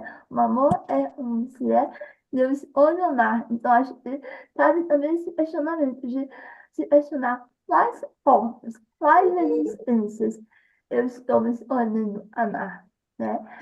E a partir disso, a gente se percebendo as nossas relações, de que forma essas relações elas estão se dando, quais as atitudes, os comportamentos, os sentimentos que estão emergindo a partir disso. Em todos os espaços que eu como a dar aula, a palestra, eu sempre questiono as pessoas, né? Sobre quantas pessoas com deficiência fazem parte do seu vínculo social. Quantas pessoas com deficiência são seus amigos, não é conhecidos, amigos, pessoas que vocês constroem laços de intimidade, é, de proximidade. Com quantas pessoas com deficiência vocês já se relacionaram afetivamente, sexualmente? Quantas pessoas com deficiência estão nos ambientes que vocês frequentam? Porque, às vezes, as pessoas, não, mas eu não estou no das pessoas com deficiência no meu dia a dia. Olha, esse discurso de Amanda trouxe no início, né? Ela era sempre a primeira pessoa, isso tem mudado. As pessoas com deficiência estão passando para os espaços. Então, será que não falta também um movimento das pessoas com deficiência de se questionar sobre quais espaços são esses que elas estão frequentando, onde elas não estão vendo pessoas com deficiência, porque a gente também escolhe com quem a gente vai se relacionar. E a partir desse exercício, a gente vai transformando a nossa vivência, as nossas relações, e de fato praticando esse amor, né? Como uma atitude e não apenas um sentimento. Eu acho que vou passar essa bola para a Amandinha e juntar como fechamento uma pergunta que surgiu sobre levar essas reflexões, levar esse pensamento para crianças também, né? Quer dizer, como que isso tudo que a gente vem falando aqui pode ser também desde cedo um ser humano pequenininho, colocado ali e que vá transformar essa pessoa numa pessoa que já cresça com ideias de diversidade e de inclusão desde cedo. E aí, Amandinha, você poderia fazer o fechamento, né, com a sua fala. Tenha também, se bem que Yara queria colocar uma coisa para vocês duas aqui que eu vi. Né, Yara? Vou deixar a Yara falar, então, que aí eu falo no final. Acho que é melhor. Perfeito, gente. Já estamos caminhando para o fim, né? E já, assim, com saudades, né? Foi um tempo, assim, muito importante. E diante da fala de Cal, carregada de emoção, e das falas de Amanda e de Cleiciane, eu queria pensar com vocês aqui agora. Freud fala que a gente caminha para o nosso desejo, né? E eu queria falar sobre desejo agora. Então, vamos fazer de conta que a gente pudesse agora ter uma lâmpada aqui e a gente pudesse realizar um desejo. Só temos um desejo para realizar, né? Essa lâmpada mágica está aqui e ela só nos fornece um desejo. Então, se vocês pudessem realizar cada uma um desejo nessa noite de mudança na forma de como as organizações percebem e agem com relação à diversidade e à inclusão. Qual seria esse desejo?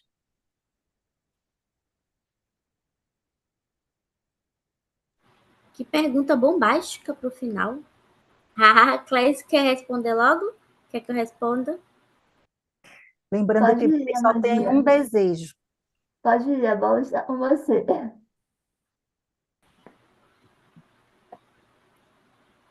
Um desejo é que a gente não precisasse reduzir o indivíduo a números, no sentido de que a gente vai falar sobre inclusão porque isso é bom para o negócio. Enquanto consultora, enquanto pessoa que atende várias empresas no Brasil, eu entendo que se eu chego numa sala cheia de executivos que foram treinados para entender essa linguagem, se eu falo para eles apenas que o papel tem uma função social na vida das pessoas e que as pessoas elas precisam ser incluídas porque elas são pessoas e elas podem contribuir com as suas vivências e com suas perspectivas, a probabilidade da minha fala não ser validada e não ser valorizada e não ser efetivamente posta em prática através de ações, ela é extremamente alta. Agora, se eu falo para essas pessoas em posições de liderança, que isso é bom para o negócio delas e trago números para embasar isso, a probabilidade de que isso se transforme em ações ela é muito maior. Mas isso extrapola a questão da inclusão, né? Isso fala sobre o sistema capitalista que nós estamos inseridos, como a Cleice trouxe muito bem. Então, eu diria de uma maneira muito tópica que seria que as pessoas fossem incluídas porque elas são pessoas e porque elas podem contribuir dentro das suas vivências e das suas, né, individualidades, vamos dizer assim, e não que a gente reduzisse isso apenas a números, mas eu percebo que essa é uma prática muito forte das organizações e é o que eu falo, né? A gente precisa entender como é que a gente fala para os não convertidos. Eu sei que eu falei isso algumas vezes aqui, mas parece que eu estou sendo repetitiva, mas é porque isso acontece muito na prática quando a gente vai olhar para o funcionamento de uma organização que é muito complexa, né? Falar para os convertidos é fácil, jogar confete entre nós é fácil. O difícil é a gente falar para os não convertidos. E aí, como é que a gente traz essas pessoas para que a gente construa uma sociedade que seja efetivamente inclusiva? Então, as organizações, elas ainda operam muito sobre essa lógica, então eu diria, de uma maneira muito tópica, era que a inclusão ela fosse feita porque isso é bom para todas as pessoas, e não porque isso é uma lógica apenas de mercado. Mas eu acho que a gente ainda tem com um longo, longo caminho pela frente. Eu vou ser Obrigada. um pouco, Obrigada, Amanda. Cleiciane. eu vou ser um pouco polêmica. É na colocação do meu desejo. Se eu tivesse uma lâmpada mágica onde eu pudesse escolher um único desejo, eu escolheria acabar com o capitalismo. E acabar, inclusive, um setor privado. Porque eu não acredito, de verdade, que a gente possa alcançar uma sociedade justa, equânime, igualitária, onde haja, de fato, uma cultura anticapacitista dentro desse sistema que prega competitividade, produtividade, uma forma de funcionalidade única, né? Como se todos os seres humanos eles pudessem ter o mesmo modo de funcionamento. E o máximo que a gente pode conseguir, talvez, sejam essas concessões, essa ideia de que se eu vou recrutar um colaborador, eu preciso que ele entregue esse resultado, né?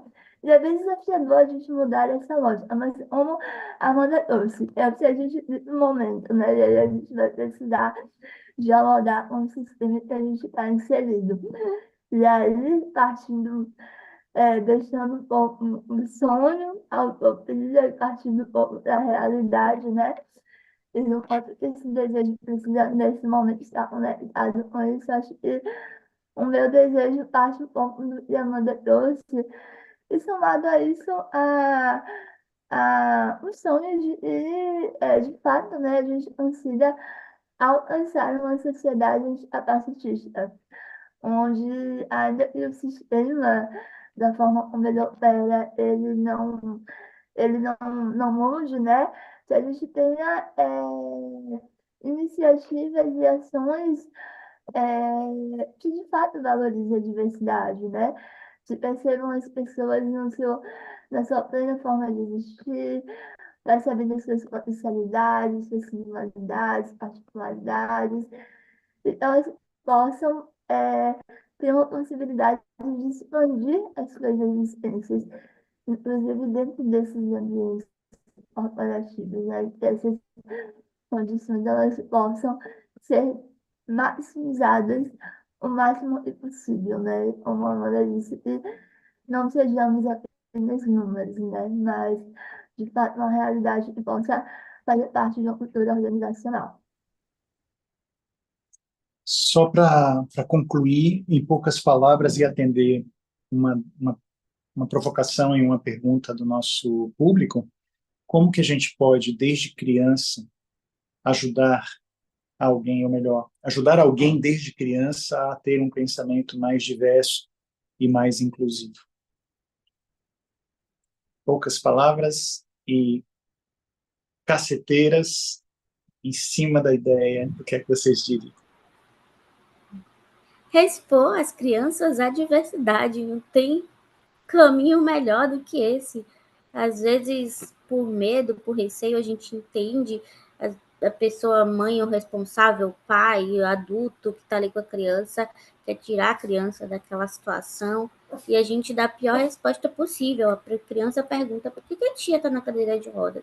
Tudo bem, pode ser que eu não esteja num bom dia, não queira falar com a criança, mas a gente pode explicar para a criança que as pessoas são diferentes e não necessariamente dizer que a tia está doente e afastar a criança daquela vivência. E a gente cria aquele estereótipo na cabeça da criança de que a pessoa com deficiência é uma pessoa doente e que é uma pessoa que ela precisa estar longe, né? Porque é uma pessoa que vai expor ela a uma situação, né, de desconforto ou algo do tipo. Então, à medida que essas crianças cresçam, entendam a complexidade do mundo, a gente vai dando respostas adequadas à sua capacidade de entendimento, mas não tem outra resposta mais complexa do que permitir que a criança entenda que o mundo é diverso, olhando para a diversidade como uma qualidade do que é diferente. Beleza. E você, Cleice, o que é que você diria? Caminha nessa direção também? Para mim, nessa direção, eu só acrescento, né? Além de expor as crianças, a convivência com pessoas com deficiência, é normalizar essas existências, né? Muitas das vezes, quando há a possibilidade dessa convivência, ainda é muito pela lógica de que esse outro é muito estrangeiro, é o diferente, uma pessoa que vai necessitar de um cuidado, de um ser frágil, mas a partir do momento que a gente normaliza essa convivência, essa existência, um exemplo que eu sempre dou assim, né? Do quanto que nossa socialização ela é capacitista, por exemplo, né? Do quanto que a brincadeira, né? É um espaço de ludicidade, né? De diversão e tal, mas é também um espaço de simbolização e de preparação das nossas convivências sociais, né? E uma coisa é muito comum é de que, por exemplo, quando uma criança ela tem um boneco, uma boneca, um brinquedo se quebra, uma perna, um braço, a gente ensina ela a jogar fora. Porque esse boneco ele não presta mais, né? Ou a gente não incentiva essa criança a ter brinquedos que pensem nessas diversidades humanas. Eu, hoje, quando eu era criança, por exemplo, a gente não via bonecas, né, com deficiência. Hoje em dia isso tem sido uma realidade. Então, por que não fomentar, né, inserir dentro das brincadeiras das crianças também essas realidades, essas existências? Por que não levar para o convívio das crianças essas pessoas com deficiência de uma forma normalizada e deixar as crianças elas não nascem capacitistas, elas se tornam capacitistas, né? A partir de um esse adulto ele vai se portar diante da pessoa com deficiência. Então, se você deixar uma criança ela brincar, ela interagir com uma pessoa com deficiência, ela vai interagir da forma mais é, natural, fluida possível. Se uma criança chega até mim e chama, né? Tia, por que você está na cadeira de rodas? Eu sempre falo para ela, "Pô, existem pessoas que andam em pé e existem pessoas que andam na cadeira de rodas. Ela, "Tá bom." Eu, às vezes, um natural. Nossa, isso é legal, eu também gostaria de ter uma. Ai, você não para mim? Então, assim, depende muito de como isso é apresentado para ela, né? Se apresenta uma coisa que, não, ela sofreu, sei lá, sofreu de uma forma pejorativa, a criança vai internalizar aquilo como uma coisa ruim. Mas se eu apresento isso como parte do que é diverso, né, das condições de vida humana, e você vai lidar de uma forma tranquila, interagir com isso de uma maneira que não seja assistista. Então, acho que, para além dessa exposição, de fato, normalizar essas existências, né, como também válidas e possíveis de serem. Eu acho maravilhoso que tudo que a gente trouxe aqui me leva a refletir que não dá para ser alguém que senta na dificuldade e acha que não há o que fazer.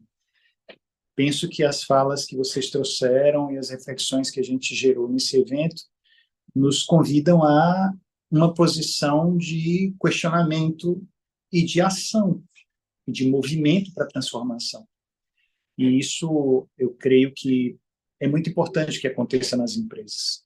E uma orientação segura de sacudir as pessoas que estão nas posições de gestão e de liderança, isso vai fazer um movimento cada vez mais forte e efetivo para que algumas realidades mudem. Porque se a gente for só sereno e achar que não há o que fazer, nada é feito.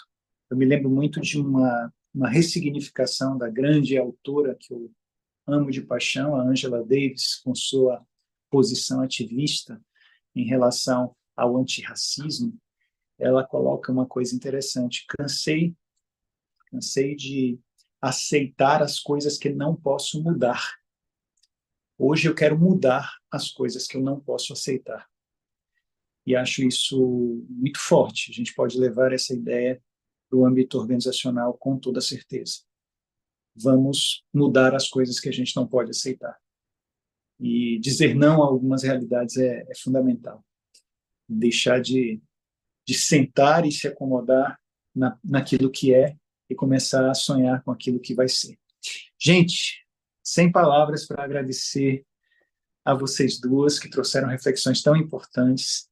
E tivemos tantos problemas técnicos no início do nosso evento e ainda assim seguimos à frente e recebemos de vocês essa ducha de aprendizado, de experiências de vida e que trazem para a gente reflexões muito importantes. Eu espero que esse nosso encontro seja visto. Vou colocá-lo, está sendo gravado, né? Vou colocar lá no YouTube para que as pessoas possam assistir. E queria também, além de agradecer a você, agradecer ao nosso professor orientador, Mino Rios, agradecer a Estácio, que nos deu apoio, agradecer às outras pessoas da equipe, demais participantes desse evento que estão nos bastidores, se puderem ainda abrir aqui a câmera para a gente poder ver vocês. Nós temos uma equipe, um grupo muito bacana que estava, né, nos ajudando a criar esse encontro. E a Arinha, minha grande amiga, colega, parceira de tantas coisas, de tantas atividades. E você, Amandinha, e você, Cleciane, espero que a gente possa estar junto em outros momentos também, para podermos fazer essas coisas acontecerem. Gostaria de pedir à Beatriz que também abrisse aqui o seu vídeo para fazer um agradecimento especial a essas duas pessoas que fizeram a interpretação para Libras aqui do nosso papo, né? Nós temos aqui o Vinícius Rastari, que está aqui, ali, ó, Vinícius, gente boa demais, fez um trabalho muito competente, muito bacana. E nossa querida Beatriz Lopes, Bia também, grande agradecimento a você, minha querida. Que bom que você estava aqui conosco, fez esse trabalho tão lindo, trouxe sua sensibilidade, sua competência, fazendo uma tradução também muito bacana. Beleza, pessoal? E então, nós fechamos aqui, agradecendo a vocês que também assistiram, e agradecendo as pessoas do futuro, quem está vendo esse nosso encontro aqui em 2038, em 2052, em 2067, seja lá quem for, no futuro espero que você esteja podendo viver num mundo de trabalho diferente, mais diverso e mais inclusivo, onde as pessoas possam estar realmente colocando tudo aquilo que elas têm de melhor para oferecer, e que as pessoas possam sentir o espanto feliz, o espanto alegre, o espanto do novo, do milagre, da transformação, vendo pessoas que não são iguais a nós e crescendo com elas, junto com elas, amando não apenas o próximo, amando o distante. Um beijo imenso para cada uma, para cada um, e seguimos adiante no nosso trabalho. Valeu, pessoal. Abraço imenso para você, Cleciane. Abraço imenso para você, Amanda. Que maravilha poder ter vocês aqui conosco. Espero que a gente possa fazer mais coisas junto.